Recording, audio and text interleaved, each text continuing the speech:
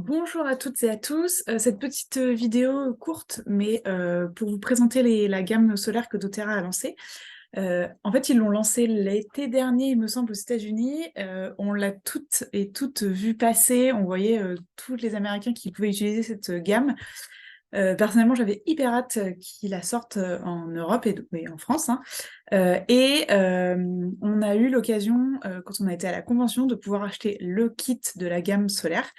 Et donc, bah, moi, depuis le mois de mai, j'utilise cette crème solaire et ça tombait bien parce que juste après la convention, je suis partie en vacances au soleil. Du coup, j'ai pu la tester en conditions réelles tout de suite. Et vous voyez que moi, ben, j'ai une peau de rousse, donc trouver une crème solaire qui soit à la fois efficace, qui laisse pas de voile blanc, qui ait pas de perturbateurs endocriniens, qui sente bon, et ben c'est un peu l'histoire de ma vie. J'ai passé beaucoup d'années et j'en ai testé vraiment beaucoup. Et là, c'est la première fois où tous les critères sont vraiment réunis. De vous expliquer, je vous présenterai un peu les produits un peu plus en détail, mais je vais d'abord vous expliquer comment cette gamme agit et pourquoi elle est bien par rapport aux autres crèmes solaires.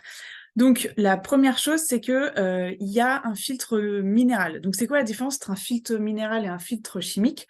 En fait, le filtre chimique, c'est des ingrédients actifs qui vont venir absorber les rayons UV. Donc, quand ils vont venir sur votre peau, ils vont pénétrer la peau, ça va faire une réaction chimique avec la présence des UV, et que ça va transformer les UV en chaleur non nocive en fait pour votre peau. Dans ces ingrédients chimiques, en général, ce qu'on a dans les crèmes solaires, c'est souvent de l'oxyde benzone, de l'avobenzone, de l'oxynoxate, ou enfin d'autres choses comme ça. Et ils sont considérés comme efficaces pour une protection à large spectre sur les rayons UVA, UVB. Quand on parle d'un filtre minéral, en fait, c'est des particules minérales qui vont venir protéger la peau. Donc le filtre, c'est par exemple de l'oxyde de zinc ou du dioxyde de titane. En général, c'est les deux principaux qu'on retrouve dans les filtres minéraux. En fait, ils vont agir en réfléchissant. Ils vont permettre à votre peau de réfléchir les rayons UV. Donc votre peau, elle vient et ça fait une barrière physique, en fait. C'est vraiment quelque chose de physique. Ça vient sur la peau et ça vient réfléchir. C'est pour ça, souvent, que les crèmes solaires avec des filtres minéraux, elles laissent un voile blanc, parce qu'il y a cet effet physique. Donc là, c'est ce que doTERRA a réussi à faire sans faire ce voile blanc-là. Donc ça, c'est hyper, comme toujours, ils sont toujours hyper minutieux sur ce qu'ils font. Et là aussi, les filtres minéraux, évidemment, ils agissent, enfin, ils offrent une protection aussi à large spectre contre UVA et UVB. Donc la principale différence entre filtres minéraux et filtres chimiques, ça va vraiment être cette différence-là, c'est-à-dire que filtre chimique, bah, c'est vraiment une réaction chimique, et filtres minéraux, c'est une barrière physique qui se met sur la peau, qui va réfléchir les rayons. En fait, les filtres chimiques, ils sont souvent critiqués parce que bah, ils polluent les océans souvent, et ça peut aussi créer des réactions allergiques. Moi, c'est ce qui m'est arrivé, j'ai eu des réactions allergiques avec des filtres chimiques. Alors que les filtres minéraux, ils sont beaucoup plus sûrs, même si, ben voilà, leur défaut, c'est ça, c'est ce léger film blanc qu'ils peuvent laisser sur la peau. Donc, la gamme solaire de doTERRA. Euh, Est-ce qu'on peut d'abord parler de ce qu'il n'y a pas dedans? Et ça, c'est hyper bien qu'il n'y ait pas ça. Donc, il n'y a pas de nanoparticules.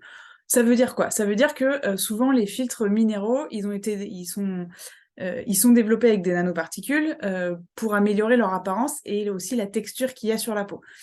Ces particules, elles ont une taille qui est beaucoup plus petite que des particules traditionnelles. C'est pour ça que ça peut parfois faire peur et ça peut porter à débat. Mais là, les crèmes que doTERRA a développées, justement, ils ont fait en sorte que les nanoparticules ne soient pas trop petites pour justement ne pas courir de risques. Donc c'est vraiment comme ça qu'ils ont voulu le faire. Et donc il y a quasiment aucune chance que ça passe la barrière cutanée de la peau, parce que justement la taille a été étudiée pour que ça ne soit pas problématique.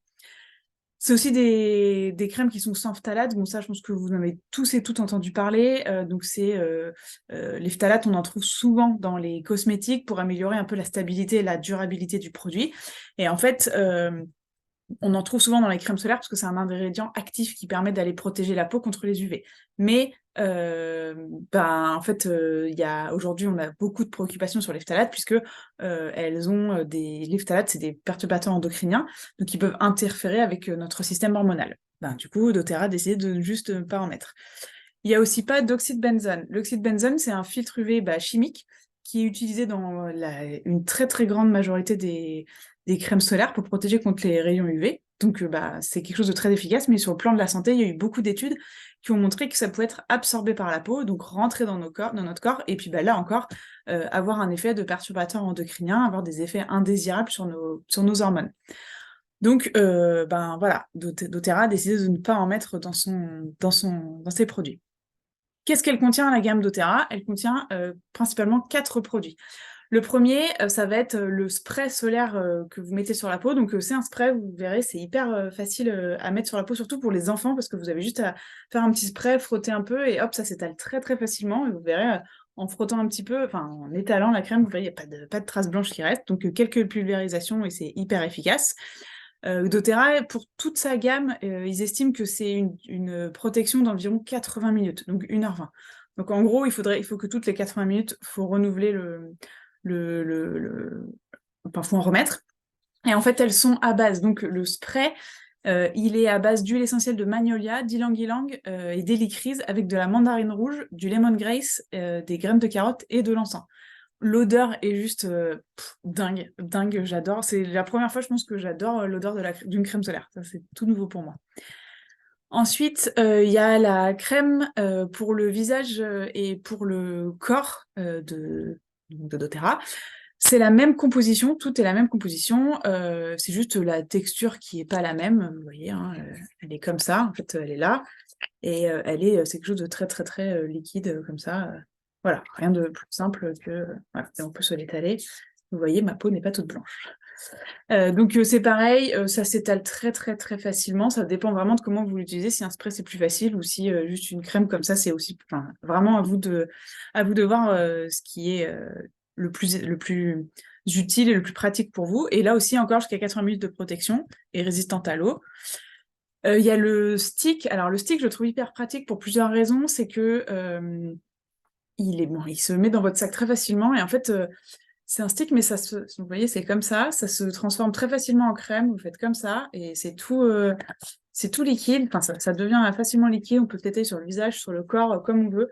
Donc ça, je trouve que c'est très pratique, notamment quand on est, par exemple, en ville ou des choses comme ça, qu'on peut remettre facilement pendant on visite une ville pendant les vacances. Et ben, c'est très facile de l'avoir dans son sac et de s'en remettre très facilement. Et enfin, ils ont le spray solaire qui est à base d'aloe vera. Donc, enfin, il n'y a pas que de l'aloe vera, il y a de la fleur d'arnica aussi, du copaiba, de la lavande, de lemongrass, de la menthe poivrée, de la menthe japonaise, de l'hélicryse, du bois de santal, de la tanaisie bleue, de l'encens et de la coriandre.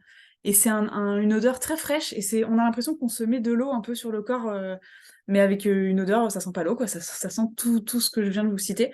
Donc je trouve que c'est hyper agréable pour après la plage ou après une exposition au soleil de se mettre, ça vient nourrir la peau, et ça a vraiment un gros effet fraîcheur.